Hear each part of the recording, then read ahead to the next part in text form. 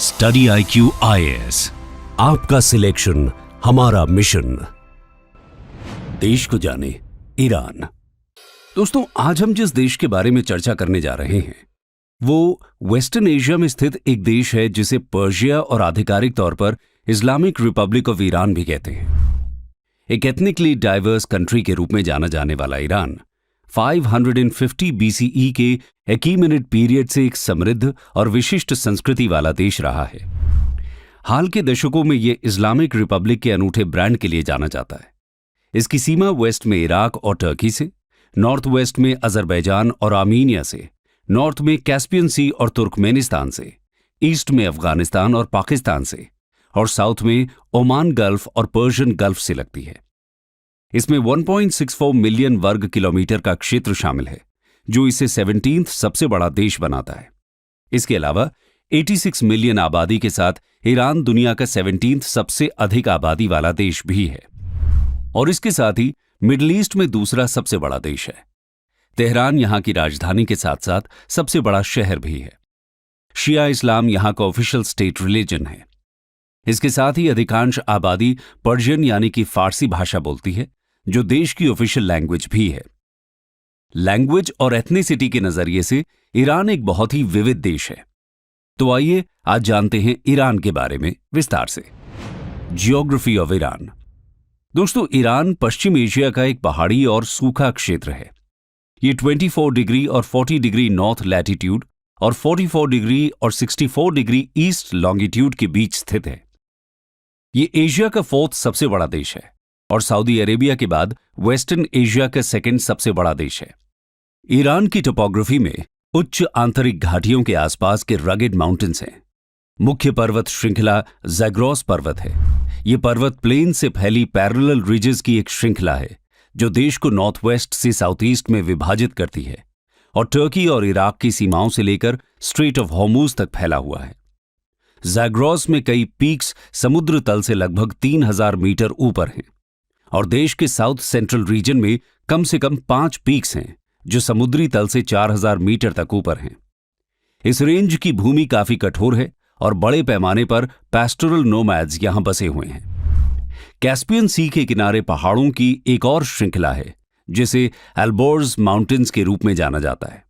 इस mountain chain की सबसे ऊंची चोटी बर्फ से ढकी माउंट डेमावेंड है, जो 5610 मीटर्स की ऊंचाई के साथ ईरान के हाईएस्ट पॉइंट के रूप में भी जाना जाता है। ईरान के केंद्र में कई क्लोज्ड बेसिन्स हैं जिन्हें सामूहिक रूप से सेंट्रल प्लेटो कहा जाता है। इस प्लेटो की औसत ऊंचाई लगभग 900 मीटर है, लेकिन कई पहाड़ जो प्लेटो के ऊपर स्थित हैं 3000 मीटर से भी अधिक ऊंचे हैं। प्लेटो का ईस्टर्न भाग 2 सॉल्ट डेजर्ट्स दश्त कवीर और दश्त लुक से ढका हुआ है। दश्त कवीर को ग्रेट सॉल्ट डेजर्ट भी कहते हैं। कुछ बिखरे हुए ओएसिस यानी कि मरुस्थलों को छोड़कर यह रेगिस्तान अनइनहैबिटेड है। नॉर्थ वेस्टर्न ईरान का हिस्सा आर्मीनियन हाईलैंड से घिरा हुआ है, जो इसे टोपोग्राफिकली पड़ोसी टर्की, आर्मीनिया, अजरबैजान और जॉर्जिया के अन्य हिस्सों से जोड़ता है। ईरान में लोलैंड्स यानी कि तराई के केवल 2 विस्तार मिलते हैं। साउथ वेस्ट में खुजेस्तान प्लेन और नॉर्थ में कैस्पियन सी का कोस्टल प्लेन। खुजेस्तान का अधिकांश मैदान मार्शेस यानी कि दलदल से ढका हुआ है। कैस्पियन प्लेन लॉन्गर और नैरोअर दोनों ही हैं और कैस्पियन शोर के साथ लगभग 640 किलोमीटर तक फैला हुआ है। इसके साथ ही देश में कोई बड़ी नदियां नहीं हैं। छोटी नदियों में 830 किलोमीटर की लंबाई के साथ करुन एकमात्र नेविगेबल रिवर है। अन्य प्रमुख नदियों में 700 किलोमीटर तक फैली कारखे और 300 मीटर लंबी जायनदेह रिवर शामिल हैं। सेंट्रल प्लेटो पर कई नदियां बर्फ के पिघलने से बनती हैं और परमानेंट चैनल से बहते हुए सॉल्ट लेक्स में मिल जाती हैं और साल के अधिकांश समय ये सूखी ही रहती हैं। नॉर्थ वेस्ट रीजन में एक permanent salt lake Urmia lake के नाम से जाना जाता है, जिसका सॉल्ट कंटेंट मछली या दूसरे जलीय जीवन को सपोर्ट करता है। इसके साथ ही ईरान एक साइज्मिक एक्टिव एरिया में स्थित है। औसतन रिक्टर स्केल पर मैग्नीट्यूड 7 का भूकंप हर 10 साल में एक बार आता है। ज्यादातर भूकंप शैलो फोकस के होते हैं और बहुत विनाशकारी हो सकते हैं।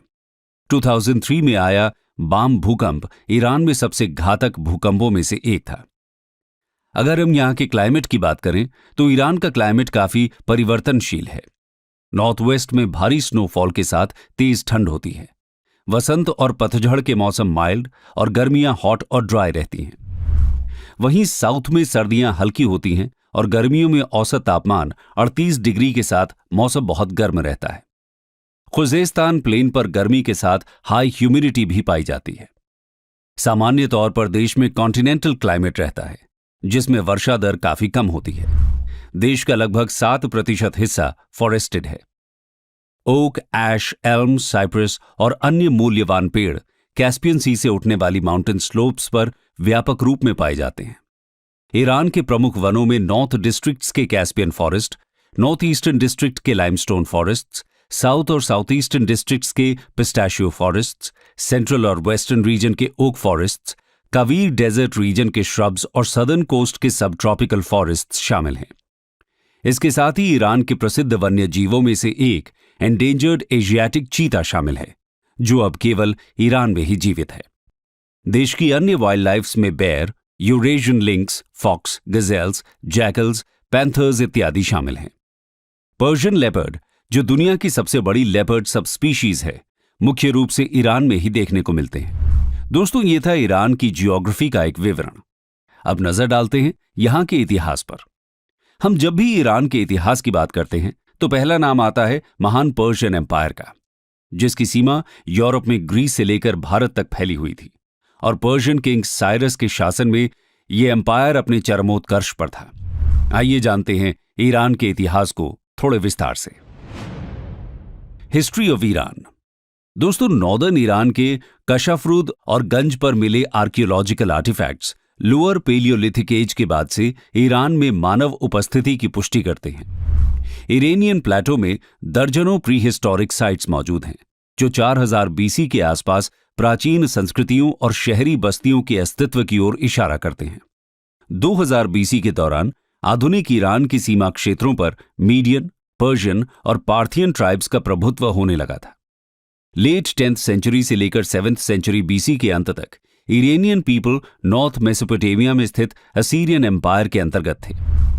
730 बीसी के आसपास इस क्षेत्र में मीडियन ट्राइब्स की यूनिफिकेशन ने मीडियन एम्पायर की नींव रखी और 615 बीसी तक मीडियन एम्पायर ने वर्तमान के ईरान के लगभग पूरे क्षेत्र पर नियंत्रण बना लिया था। इसके बाद 550 बीसी के आसपास साइरस द ग्रेट ने पर्शियन रिवोल्ट के दौरान मीडियन एम्पायर पर कब्जा कर लिया और इस तरह यहां अकीमेनिड एम्पायर की शुरुआत हुई। अकीमेनिड एम्पायर को फर्स्ट पर्शियन एम्पायर के रूप में भी जाना जाता है। इसके उपरांत 4th सेंचुरी बीसी के दौरान अलेक्जेंडर द ग्रेट ने अकीमेनिड एम्पायर पर आक्रमण किया और अंतिम अकीमेनिड सम्राट डेरियस द थर्ड को हराकर इस क्षेत्र पर अपना कब्जा जमाया। इन सभी साम्राज्यों के बाद 2nd सेंचुरी बीसी में पार्थियन एम्पायर ईरान में मुख्य शक्ति बन गया और लगभग 5 शताब्दियों तक एक फ्यूडल मॉनर्की के रूप में इनका साम्राज्य जारी रहा। 224 सीई में पार्थियन एम्पायर को हटाकर ससेनियन एम्पायर का राज शुरू हुआ। ससेनियन एम्पायर की अधिकांश अवधि रोमन पर्शियन वॉर्स में गुजर गई। Roman Persian war Greco Roman और ईरानी साम्राज्य के बीच संघर्ष की एक श्रृंखला थी। इस क्षेत्र में इन युद्धों ने 7वीं शताब्दी में ईरान पर अरब आक्रमण का रास्ता खोल दिया। ससेनियन एम्पायर को शुरू में रशीद उन कैलिफेट यानी खलीफा द्वारा पराजित किया गया था। इसके बाद उमैयद कैलिफेट और अब्बासिद कैलिफेट ने यहां शासन किया। 2 सेंचुरीज के अरब शासन के बाद तहीरिड्स, सफारिड्स, समानिड्स और बुयिड्स जैसे सेमी इंडिपेंडेंट किंगडम्स उभरने लगे।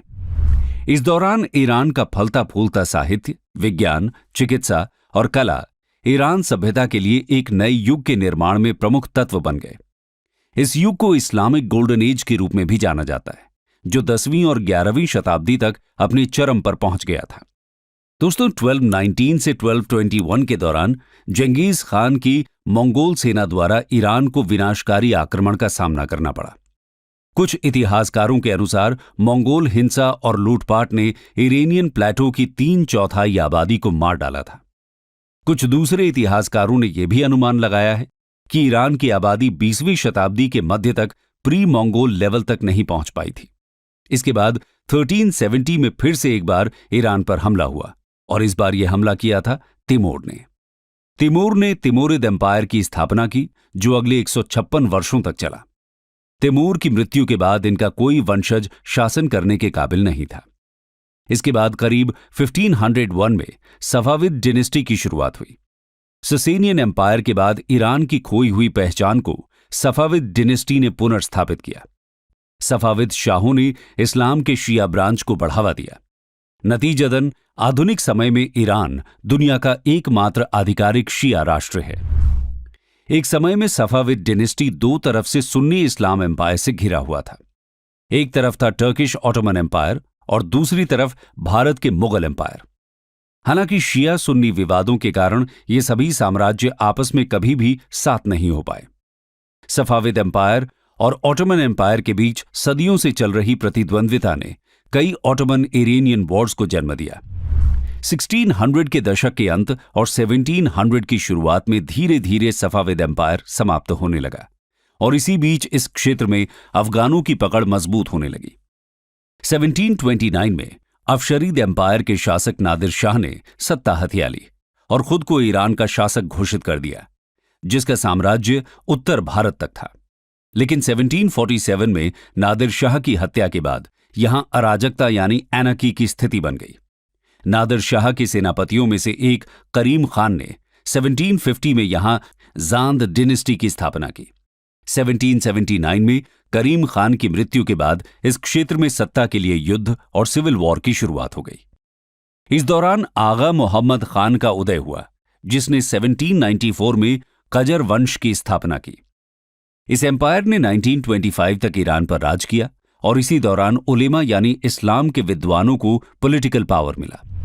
हालांकि आगा मोहम्मद खान के शासन के अलावा कजर एम्पायर कुशासन की एक सदी के रूप में जाना जाता है। इसी वंश के दौरान ईरान में तेल की खोज हुई।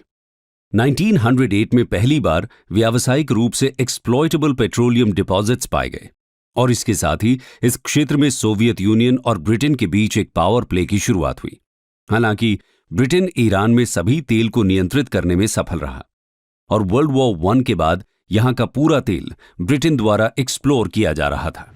दोस्तों, कजर वंश का शासन 1921 में हुए एक तख्ता पलट के साथ खत्म हुआ और इसी क्रम में 1925 में इरेनियन मिलिट्री ऑफिसर रिजा शाह द्वारा पहलवी डिनेस्टी की शुरुआत हुई। पहलवी डिनेस्टी ईरान का अंतिम शाही राजवंश था, जिसने 1925 से 1979 के बीच 54 वर्षों तक शासन किया। इस शासन के तहत इरेनियन स्टेट का आधिकारिक नाम इंपीरियल स्टेट ऑफ पर्शिया था। इसके अलावा 1935 में रिजा शाह ने इस क्षेत्र को पर्शिया के बदले ईरान नाम से संबोधित करने को कहा। सेकेंड वर्ल्ड वॉर के दौरान रिजा शाह और ब्रिटेन के बीच संबंध बिगड़ने लगे और 1941 में ईरान के एंग्लो सोवियत आक्रमण के बाद एलाइड राष्ट्रों द्वारा रिजा शाह को गद्दी छोड़ने पर मजबूर किया जाने लगा। उनके उत्तराधिकारी के रूप में उनके 21 वर्षीय बेटे मोहम्मद रिजा पहलवी इस डिनेस्टी के अंतिम शाह बने। मोहम्मद रिजा के शासन के दौरान देश में डेमोक्रेसी को बढ़ावा मिला और इसी क्रम में 1951 के इलेक्शंस के तहत मोहम्मद मोसादेक को देश का प्राइम मिनिस्टर चुना गया। मोसादेक ने ईरान में मौजूद सभी ऑयल रिसोर्सेज को नेशनलाइज कर दिया और इस वजह से यहां पर ब्रिटेन की मोनोपोली खतरे में पड़ गई। इसी कारण 1953 में ईरानी तख्ता पलट के तहत उन्हें पीएम के पद से हटा दिया गया, जो कि एक एंग्लो अमेरिकन सीक्रेट ऑपरेशन था।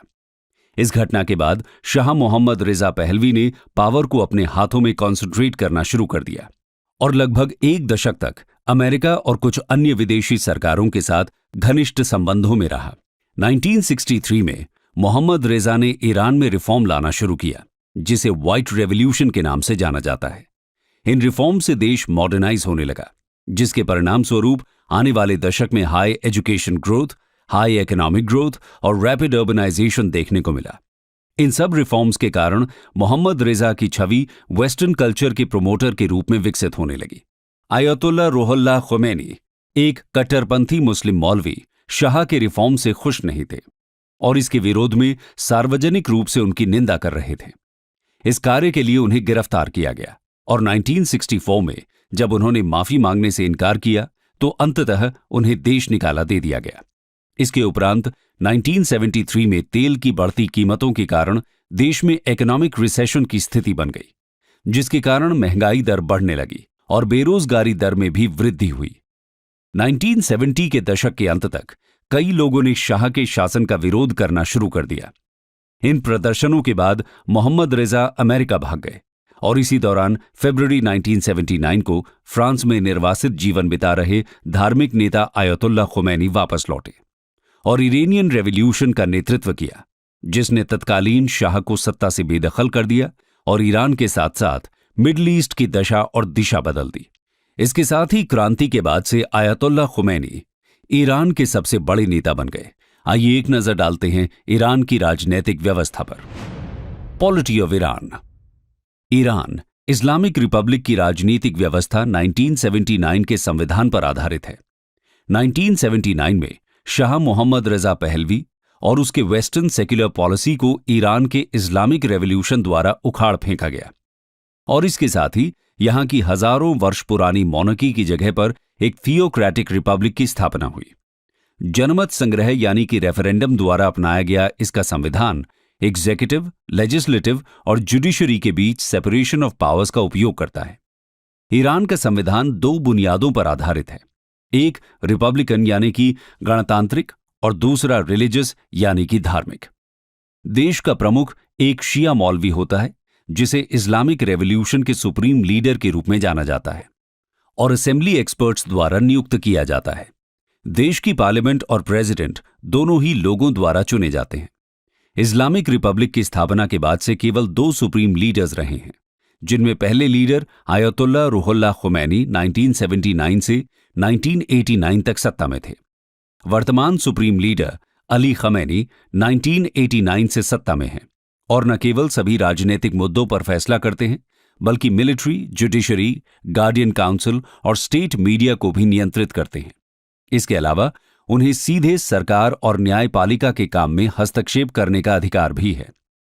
अगर हम चुनाव की बात करें तो ईरान में राष्ट्रीय स्तर पर हेड ऑफ गवर्नमेंट यानी कि प्रेसिडेंट, लेजिस्लेचर यानी कि मजलिस और एक्सपर्ट असेंबली के चुनाव होते हैं। जनवरी 2007 तक वोटिंग एज महज 15 वर्ष की थी, जो विश्व स्तर पर सबसे कम थी। 2007 में वोटिंग एज को 15 से बढ़ाकर 18 वर्ष किया गया। असेंबली ऑफ एक्सपर्ट्स कुल 88 मुज्तहिदों का एक निकाय है। इसके सदस्यों को 8 साल के लिए डायरेक्ट पब्लिक वोटिंग द्वारा चुना जाता है। इस सभा के कर्तव्य ईरान के सुप्रीम लीडर का चुनाव करना या उसे हटाना होता है। सुप्रीम लीडर के बाद प्रेसिडेंट ईरान के दूसरे सर्वोच्च पद का अधिकारी है। राष्ट्रपति को नागरिकों द्वारा 4 साल के कार्यकाल के लिए चुना जाता है। संसद द्वारा शपथ लेने से पहले राष्ट्रपति को सुप्रीम लीडर की आधिकारिक स्वीकृति प्राप्त करने की आवश्यकता होती है। इसके साथ ही यदि प्रेसिडेंट को संसद द्वारा इम्पीच किया जाए या फिर वो दोषी पाया जाए तो सुप्रीम लीडर के पास निर्वाचित प्रेसिडेंट को खारिज करने की शक्ति भी होती है। इस प्रकार सरकार का पूर्ण नियंत्रण सुप्रीम लीडर के पास होता है। वर्तमान में ईरान के राष्ट्रपति इब्राहिम राइसी हैं, जिन्होंने 2021 के राष्ट्रपति चुनाव के बाद पदभार ग्रहण किया था।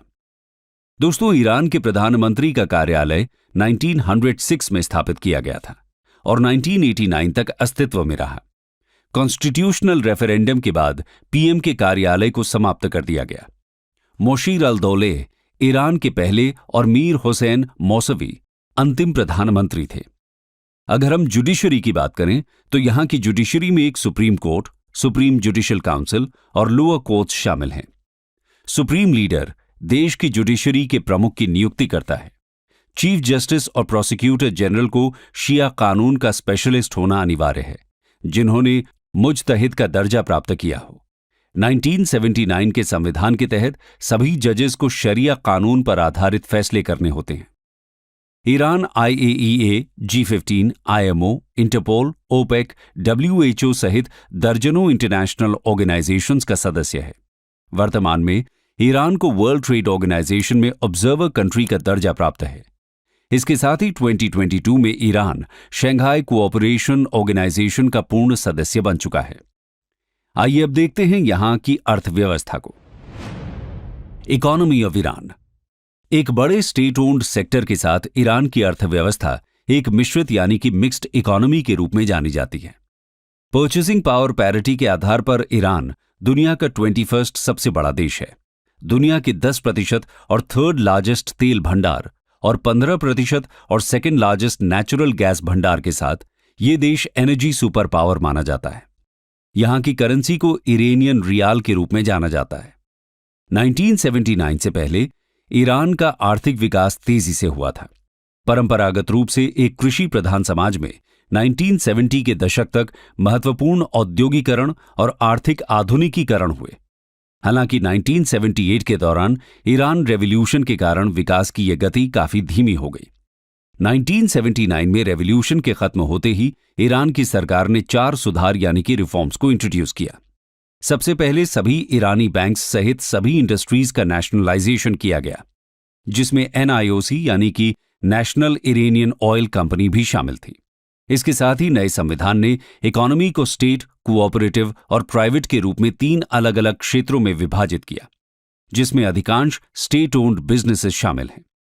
इसके अलावा सरकार ने इकोनॉमी को कंट्रोल करने के लिए सेंट्रल प्लानिंग का उपयोग करना शुरू किया और साथ ही कीमतों और सब्सिडी को निर्धारित करने का नियंत्रण ले लिया।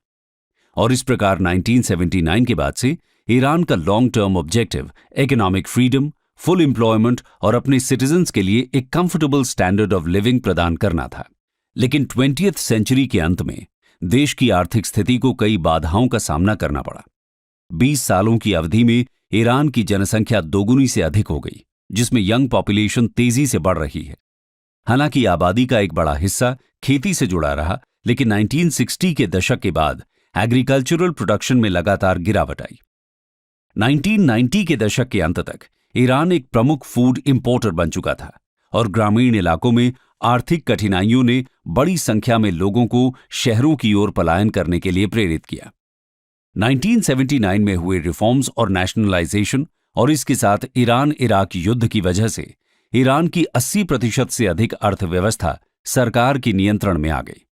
सरकार ने देश के telecommunication, transport, manufacturing, health care, education और एनर्जी इंफ्रास्ट्रक्चर को विकसित करने की कोशिश की और इसके साथ ही पड़ोसी देशों के साथ अपने ट्रांसपोर्ट और कम्युनिकेशन को इंटीग्रेट करने की प्रक्रिया भी शुरू की।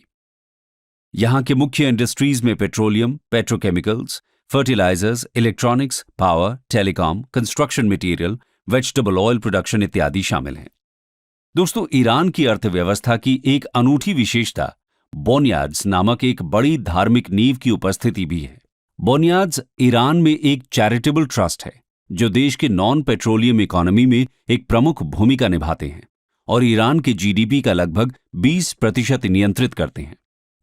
तो दोस्तों, आज हमने ईरान के बारे में कई तथ्यों को जाना। अगर आप भी इस देश से जुड़े ऐसे कोई तथ्य जानते हैं तो नीचे कमेंट सेक्शन में हमारे साथ साझा जरूर करें। स्टडी IQ IAS, आपका सिलेक्शन हमारा मिशन।